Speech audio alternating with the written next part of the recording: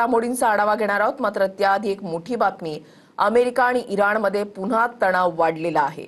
अमेरिकेचा इराणवर मोठा हल्ला पाहायला मिळतोय. हॉर्मुझमध्ये सुरुंग पेरणाऱ्या बोटी नष्ट केल्याची माहिती आहे. आम्ही स्वसंरक्षणासाठी इराणवर हल्ला केला असं अमेरिकेनं म्हटलेलं आहे.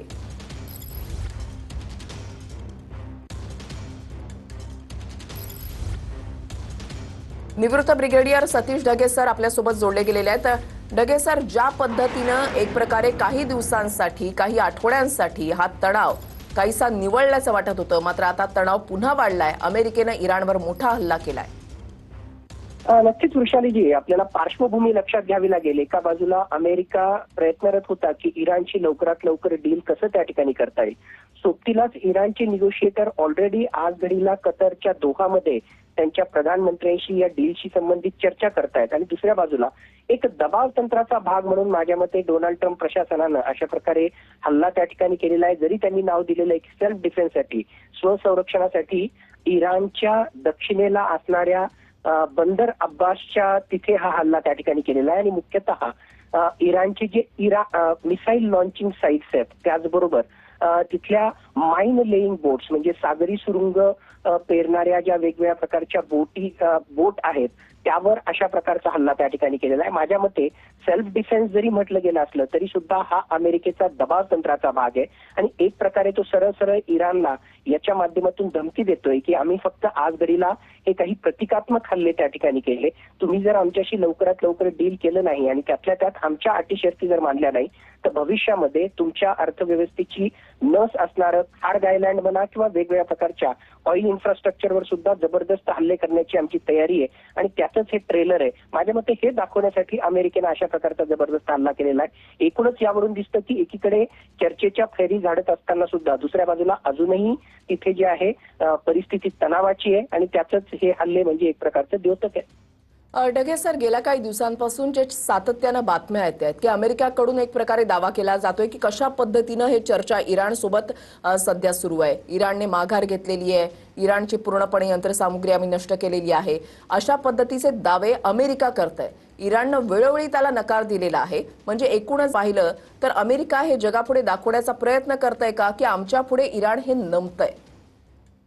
नक्कीच मागच्या काही आठवड्यांपासून आपण जर पाहिलं असेल तर अमेरिका आणि इराण दोघांनाही या युद्धामधून बाहेर पडायचे. त्याचं कारण आहे की अमेरिकेला जे आहे विजयी मुद्रेतून यातून बाहेर पडायचं आहे. आणि म्हणून डीलच्या माध्यमातून किंवा एक प्रकारे स्वतःला प्रोजेक्ट करून की आम्हीच जिंकलेलो आहे म्हणून वेगवेगळ्या प्रकारची विधानं डोनाल्ड ट्रम्प यांच्याकडून त्या ठिकाणी येत आहेत. आणि दुसऱ्या बाजूला पाहिलं तर ग्राउंड रियालिटी अशी आहे की इराणचं या युद्धामध्ये प्रचंड नुकसान झालेलं आहे. पण या वाटाघाटींच्या माध्यमातून जास्तीत जास्त आपल्या पारड्यात कसं पाडून घेता येईल, आपल्यावरचे जे निर्बंध आहेत, आर्थिक निर्बंध आहेत, ते सैल कसे करून घेता येतील, फ्रोझन ऍसेट्स जे आहेत त्यांचे विदेशामध्ये ते कसे मोकळे करून घेता येतील, हा इराणचा त्या ठिकाणी प्रयत्न आहे. म्हणजे दोन्ही बाजूने जे आहे कुठेतरी या युद्धातून बाहेर पडण्याची त्यांची तयारी त्या ठिकाणी आहे. पण आपल्याच अटी शर्तींवर कसं त्या ठिकाणी होईल यासाठी वेगवेगळ्या प्रकारची अशा विधानं आणि प्रतिविधानं येताना त्या ठिकाणी दिसत आहेत.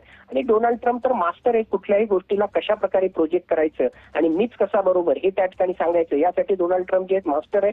वेळोवेळी आपण तसं पाहिलेलं आहे. आणि त्याचाच भाग या विधानांच्या माध्यमातून आपल्याला दिसतोय की आम्हीच जिंकलेलो आहोत आणि इराण म्हणजे आमच्याच अटी शर्तींवर जे आहे इराण हे युद्ध त्या ठिकाणी संपवणार आहे असं दाखवण्याचा त्यांचा प्रयत्न आहे. ढगे सर, आपण पाहतोय की या युद्धाचे जागतिक परिणाम आपण पाहतोय.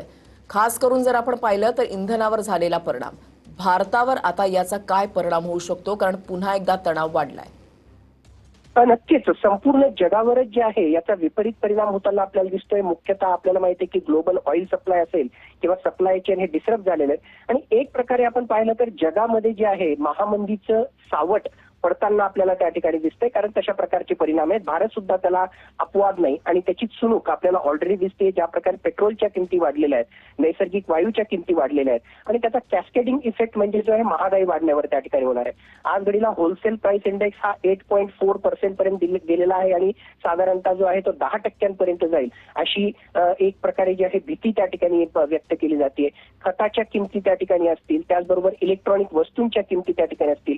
एकूणच आयात आयात निर्यात सप्लाय चेन डिसरप्ट त्या ठिकाणी होणं, रुपया जो आहे त्याचं अवमूल्यन त्या ठिकाणी होणं, तेलाच्या किमती वाढणं आणि एकूण महागाई वाढणं, बरोबर. याचे जे आहेत परिणाम ऑलरेडी आपल्याला त्या ठिकाणी दिसतात. आणि ही तर सुरुवात आहे. म्हणजे आज घडीला जरी युद्ध संपलं हो. तरी कमीत कमी 6 ते 9 महिने लागतील ही सगळी परिस्थिती पूर्ववत येण्यासाठी. नक्कीच ढगे सर, धन्यवाद या संपूर्ण बातमीच्या विश्लेषणासाठी. तर अमेरिकेने इराणवर हा मोठा हल्ला केलेला आहे आणि अमेरिकेचा दावा असा आहे की त्यांनी स्वसंरक्षणासाठी हा हल्ला केलेला आहे.